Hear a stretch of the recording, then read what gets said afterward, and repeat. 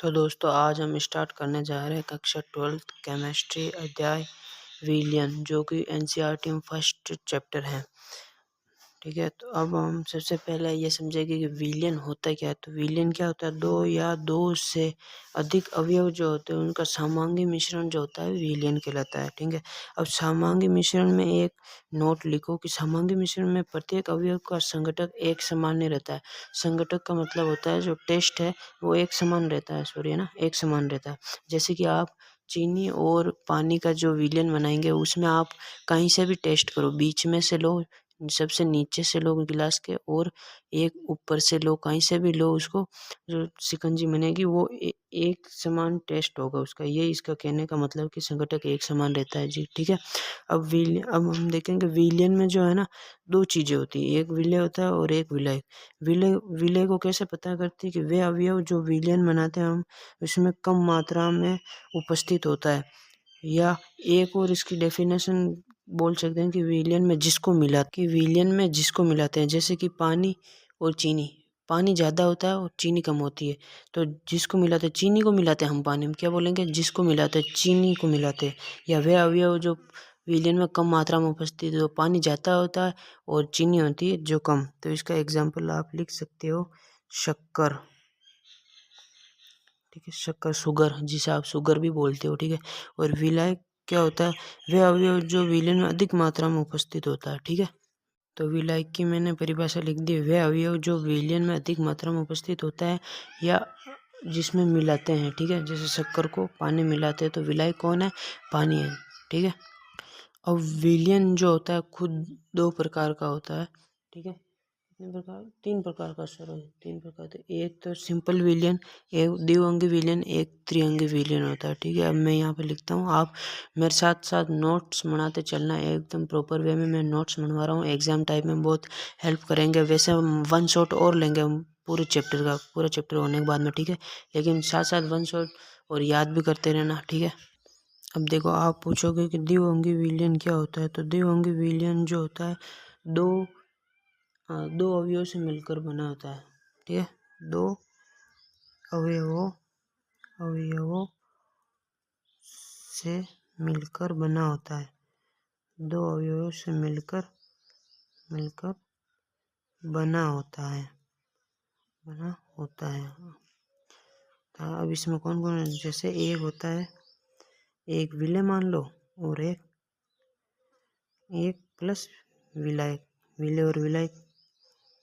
यहाँ पर विलय विलय की भूमिका के लिए एग्जाम्पल कौन निभाएगा भूमिका, तो विलय के लिए आप शक्कर मान लो, शक्कर, और विलय के लिए आप पानी मान लो। ठीक है, तो इसमें दो अवयव है, एक अवयव रहा, दो अवयव से मिलकर बना होता है द्विअंगी विलयन। एक विलय होता है, एक विलय होता है, एग्जाम्पल ये रहा। ठीक है, और त्रिअंगी विलयन में क्या होता है, त्रिअंगी विलयन में तीन अवयवों से मिलकर बना होता है। क्या होता है, तीन अवयवों से मिलकर बना होता है। तीन अवयव कैसे, जैसे कि दो विलय हो जाएंगे, विलय और विलय, दो विलय हो गए और एक विलय। ठीक है, हम इनकी भूमिका कौन निभाएगा यहाँ पे, मान लो एक शक्कर मान लो, शक्कर हो गया प्लस नमक हो गया, और एक शक्कर, नमक और एक पानी मान लो। ठीक है, ये हो गया इसका एग्जाम्पल। ठीक है, सही है ना। अब हम पढ़ेंगे सांद्रता पद, जो मोस्ट इम्पोर्टेंट है। क्वेश्चन आता ही आता है एग्जाम में, इसका एक तो आएगा ही आएगा, वो भी बड़ा आएगा। अब इसकी परिभाषा लिखो, सांद्रता के पद की परिभाषा की, एक विलयन और दूसरे विलयन और दूसरे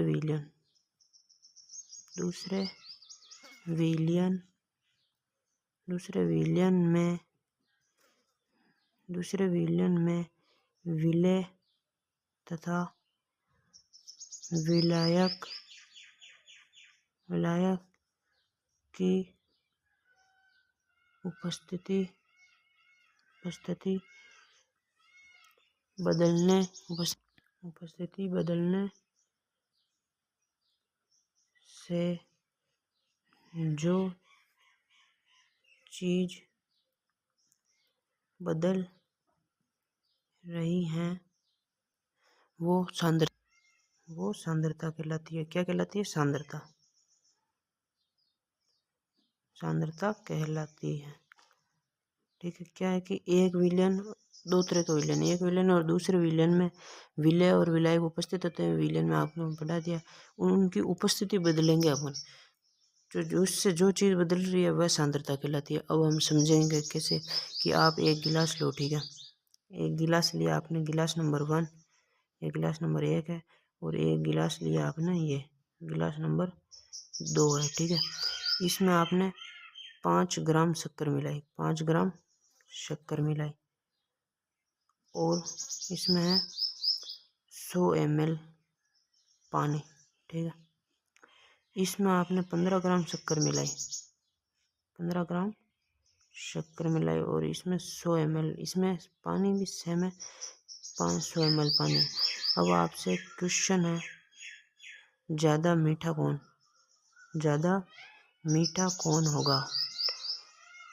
मीठा कौन? ठीक है, तो आप कैसे दोगे कि इसमें शक्कर ज़्यादा है, शक्कर ज़्यादा होगी तो मीठा ज़्यादा होगा, तो इसमें ये ज़्यादा मीठा होगा तो इसकी सांद्रता ज़्यादा होगी, और इसकी सांद्रता जो होगी वो कम होगी, और इसकी सांद्रता ज़्यादा होगी। केमिस्ट्री में इसका मतलब कम, इसका मतलब ज़्यादा होता है। ठीक है, यह होता है कम और यह है ज़्यादा, तो इसकी सांद्रता ज़्यादा होगी 2 नंबर वाले की। ठीक है, 2 नंबर अपना आंसर हो गया। लेकिन अब हम जब ये तो अपने शिकंजी की है इसलिए अपन टेस्ट कर लेते हैं या और बता भी देते हैं, लेकिन जब केमिस्ट्री में केमिकल का जो प्रयोग होता है वहाँ पर कैसे बताए, छोटी से छोटी चीज़, तो वहाँ पर क्या होता है। हाँ, यहाँ पर एक बात और लिख देना, कम मीठा यानी कम सांद्रता, कम मीठा यानी मीठा मीन्स कम सांद्रता। ठीक है, और ज़्यादा मीठा ज़्यादा सांद्रता। ठीक है, ज़्यादा सांद्रता। तो केमिस्ट्री में वहाँ पर क्या होता है कि ऐसे चेक नहीं कर सकते कि कौन सा ज़्यादा मीठा है या कड़वा, क्या कुछ है, तो इसके लिए कुछ टर्म्स एंड कंडीशन बनाई गई कि जैसे कि द्रव्यमान प्रतिशत, आयतन प्रतिशत, मोलरता, फॉर्मलता, ये सब द्रव्यमान, आयतन प्रतिशत, ये सब टर्म्स है और इनसे चेक किए जाते हैं वो। ठीक है, तो अब हम पढ़ेंगे सबसे पहला द्रव्यमान प्रतिशत। ठीक है, आई होप आपको दिख रहे होंगे सांद्रता पदों का नाम, क्या क्या का होते हैं। सांद्रता पद जो होते हैं, द्रव्यमान आयतन प्रतिशत होता है, आयतन प्रतिशत होता है, द्रव्यमान आयतन प्रतिशत होता है, मोलरता होती है, मोललता होती है, नॉर्मलता होती है और फॉर्मलता होती है। द्रव्यमान को बोलते हैं वेट, इसलिए इसको वेट बाय वेट परसेंटेज, आयतन को वॉल्यूम बोलते हैं तो वॉल्यूम बाय वॉल्यूम परसेंटेज, द्रव्यमान आयतन तो वेट बाय वॉल्यूम पढ़ते हैं, मोलरता को मोलरिटी बोलते हैं, मोललता को मोललिटी बोलते हैं, नॉर्मलता को नॉर्मेलिटी बोलते हैं और फॉर्मलता को फॉर्मेलिटी बोलते हैं। अब इसमें से सबसे पहले हम पढ़ेंगे वेट बाय वेट परसेंटेज, द्रव्यमान प्रतिशत। ठीक है, अब द्रव्यमान प्रतिशत की हम परिभाषा लिखेंगे। एग्जाम में परिभाषा इसकी नहीं पूछी जाती, इसके फॉर्मूले से क्वेश्चन जो दिया जाता है उससे क्वेश्चन ही आएगा, वो सोल्व करना होता है। ठीक है, तो हम लेकिन इसकी स्टैंडर्ड 12th क्लास के लिए डेफिनेशन बना रखी है, तो हमने वो जरूर लिखेंगे और आपको याद भी करना है। क्या है कि किसी विलेय पदार्थ के बाहर भागों की वह संख्या, किसी विलेय पदार्थ के बाहर भागों की वह संख्या, किसी विलेय पदार्थ के बाहर भागों की वह संख्या जो विलयन के 100 ग्राम विलयन के 100 ग्राम बार भागों में उपस्थित हो। ठीक है, बार भागों में उपस्थित हो। आप भी मेरे साथ साथ परिभाषा लिखें, नोट्स बनाएं। उपस्थित हो द्रव्यमान प्रतिशत कहलाता है, कहलाता है। ठीक है, क्या कि किसी पदार्थ के भार भागों की वह संख्या जो विलयन के 100 ग्राम भार भागों में उपस्थित हो द्रव्यमान प्रतिशत कहलाता है। ठीक है, अब द्रव्यमान प्रतिशत का फॉर्मूला क्या होता है? Weight by wait percentage. इनको पढ़ने में बहुत मज़ा आता है मेरे को, तो आपको भी आना चाहिए, आई होप आता होगा। विलेय का द्रव्यमान। ठीक है, क्योंकि हम द्रव्यमान प्रतिशत पढ़ रहे हैं तो विलेय का द्रव्यमान ही तो आएगा। विलेय का द्रव्यमान अपॉन विलयन का द्रव्यमान टोटल का। वही विलयन में दो चीज़ें तो होती है, विलेय और विलय। तो विलेय का द्रव्यमान अपॉन विलयन का द्रव्यमान टोटल का आएगा। यहाँ पर विलेय का द्रव्यमान नहीं आएगा ना, टोटल विलयन का हो जाएगा इसमें वैसे। ठीक है, तो यहाँ पर हो जाएगा विलयन का द्रव्यमान, विलयन का द्रव्यमान इंटू परसेंटेज है, तो परसेंटेज के लिए हमें 100 से गुणा करना पड़ेगा।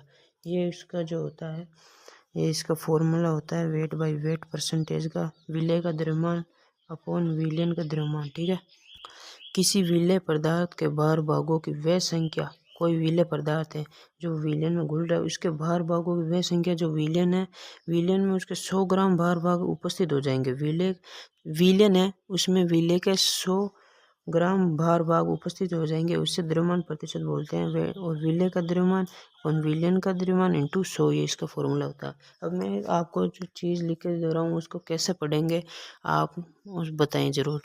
और हम यहाँ पे ग्राम में क्यों माप रहे हैं, जैसे कि क्योंकि द्रव्यमान को ग्राम में मापा जाता है द्रव्यमान। ठीक है, तो अब क्या होगा कि ये मैंने आपके लिए जो लिखा है इसको आप कैसे रीड करेंगे, कैसे पढ़ेंगे? ठीक है, इसको पढ़ेंगे 5 ग्राम विलेय उपस्थित है कितना का? 5 ग्राम विलेय उपस्थित है कितने ग्राम भागों में?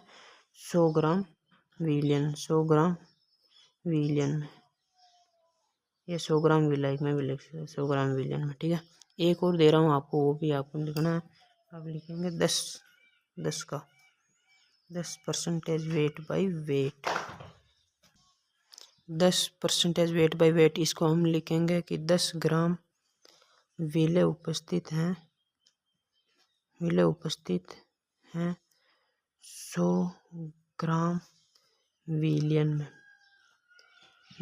अब मैं आपके लिए एक छोड़ के जा रहा हूँ, आप मुझे कमेंट सेक्शन में बताएंगे इसका जवाब। ठीक है, क्वेश्चन है आपके लिए TRQ है, टॉपिक रिलेटेड क्वेश्चन ही है आपके लिए इसी द्रव्यमान प्रतिशत की 25% वेट बाय वेट।